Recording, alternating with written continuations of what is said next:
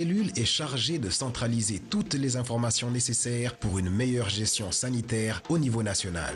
Le nombre de naissances, le nombre de décès, les types de pathologies, les épidémies, toutes ces données vont permettre notamment au ministère de la Santé d'optimiser la répartition de son budget et de renforcer les structures du pays en fonction des besoins réels. Ce nouveau système sera opérationnel fin 2012. L'objectif est d'y intégrer rapidement toutes les structures sanitaires du pays. L'Office pharmaceutique national en fait partie. La cellule d'observation de la santé publique va permettre ainsi d'optimiser l'évaluation du nombre et du type de médicaments dont les populations ont besoin dans chaque centre de santé, chaque dispensaire du pays. L'Office pharmaceutique national a déjà vu son fonctionnement renforcé en novembre 2011 lorsqu'il fut transformé en centrale d'achat. Le but a été de lui donner davantage de maîtrise sur la gestion du médicament, de sa réception à son acheminement dans les régions et d'assurer sa qualité. Signalons que le budget de l'État accordé à l'Office pharmaceutique national pour acheter des médicaments est passé de 1,8 milliard de francs CFA en 2011 à 2,7 milliards en 2012. De nouvelles infrastructures sanitaires et de nombreux services émergent depuis 2011.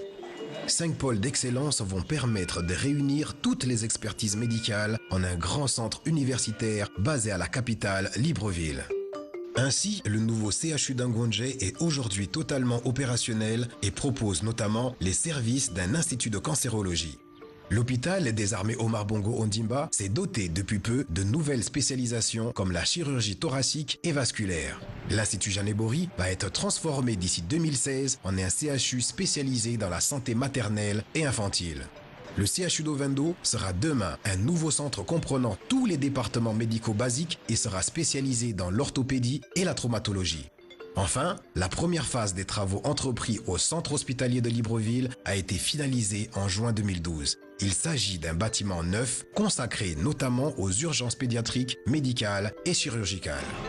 Mais les grands centres hospitaliers ne sont pas les seuls à bénéficier de ce nouvel élan. De nombreux centres de santé ont été réhabilités ou sont en cours de réhabilitation partout dans le pays. Le but est d'étendre toujours plus la carte sanitaire du Gabon pour que les Gabonais puissent être pris en charge au plus près de chez eux et le plus rapidement possible.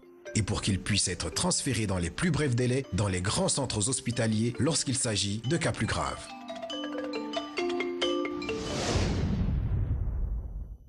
Mais pour que tous les Gabonais puissent bénéficier de ces nouveaux services et obtenir les médicaments dont ils ont besoin, il faut qu'ils soient pris en charge par la CNAMGS.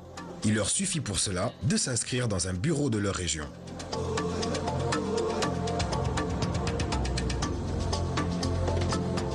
La CNAMGS prend en charge en moyenne 80% des actes médicaux. Les Gabonais participent à la couverture santé pour tous en ne payant que 20%. Certains actes médicaux sont même pris en charge à 100%.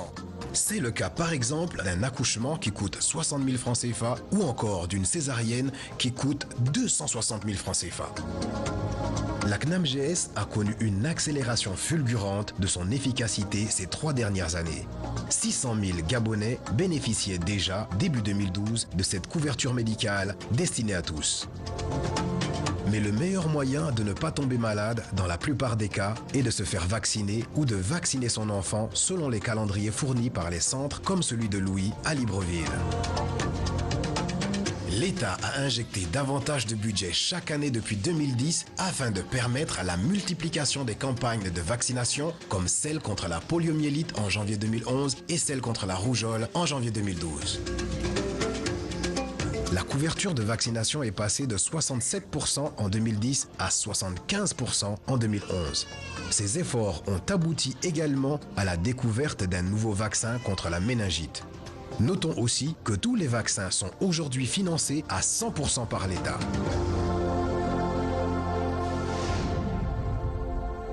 Une autre action forte est la lutte contre le sida. Au Gabon, toutes les couches de la population sont touchées. On estimait au nombre de 63 000 les personnes atteintes par le VIH-Sida au Gabon en 2011.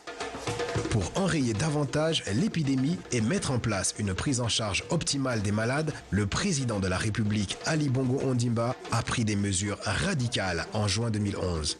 Ainsi, le budget accordé par l'État est passé de 1 milliard de francs CFA à 2,5 milliards pour l'achat des médicaments antirétroviraux et des actions préventives. Le traitement antirétroviral est désormais gratuit.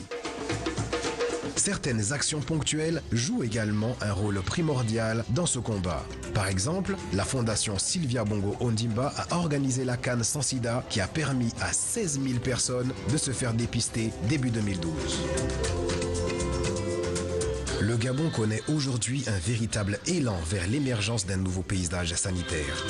Le but à atteindre est que cette toile de progrès se tisse sur tout le territoire national afin que tous les Gabonais puissent bénéficier dans les plus brefs délais et à moindre coût des soins dont ils ont besoin.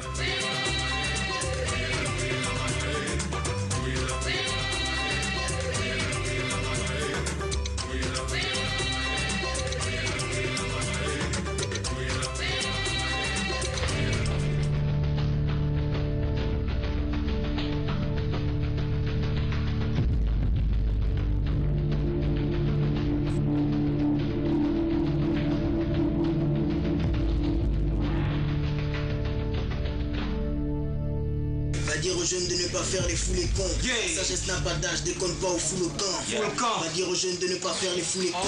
Comment bougeant? Allez où? Oh, on est en train de tout péter en haut là-bas, tu me dis allez où? Comment bougeant? Moi je suis pas dans vos choses. Tu vas l'Europe te donne quoi? Vous gagnez quoi là-bas? On te les 20 ça dit quoi? Tu vas faire quoi? Oh, on te dit bougeant. Oh, vous avez les manquements là-bas, moi et comment les manquements comme ça?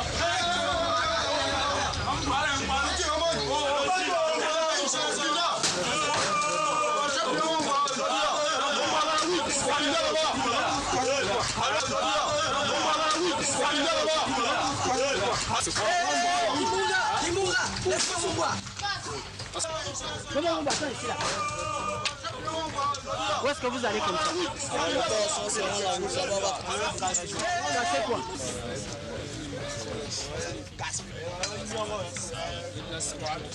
Toi, tu iras casser le boutiquier. Et demain, où iras-tu acheter ton pain? Toi, tu iras bouger de la station. Le gaz, tu l'auras où? Vous brûlez les taxis. Et pour vous déplacer, vous allez faire comment?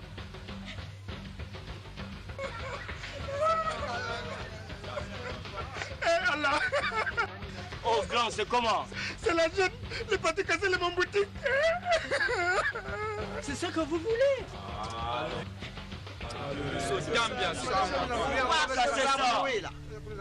Bouta, ce sont tes enfants qui veulent rejoindre les autres pour aller casser. Mais casser quoi? Vous voulez aller casser quoi? En vous comportant de cette manière, vous agressez vos mamans et toutes les commerçantes qui vendent, n'est-ce pas, dans nos marchés. Mais finalement, elles n'iront plus vendre les produits vivriers et nous allons mourir de faim, ça c'est la conséquence. Allons regarder un peu plus loin. Votre action vend mal le Gabon. Si vous cassez, si vous pillez, si vous en prenez aux gens, mais vous vendez mal le Gabon. En vendant mal le Gabon, les investisseurs ne viendront plus. Mais vous qui apprenez, s'il n'y a pas d'investisseurs, la conséquence, il n'y aura pas d'emploi. Mais alors, où allez-vous travailler demain si vous agressez nos investisseurs, si vous vendez mal le Gabon? Je voudrais vous dire, Yokakan, Bébébèche, ce n'est pas une bonne attitude. Donc, tranquillisons-nous. Même si on vous envoie dans la rue, ce n'est pas votre fonction. Refusez, aimer le Gabon, c'est notre pays. Ce sont nos grands-parents, nos aïeux qui nous ont laissé, n'est-ce pas, ce legs. Il faut le conserver de manière tout à fait consciencieuse. J'espère que vous avez compris et je vous remercie. Vaquer à vos occupations, quittez la rue. Merci beaucoup. Regarde, sinon, on va voir, le boss a raison. On doit voir sur l'affaire là. On gaspille l'image du pays, c'est pas tout. Toi non, c'est pas tout. Voilà ça. C'est pas tout. Et la fraternité.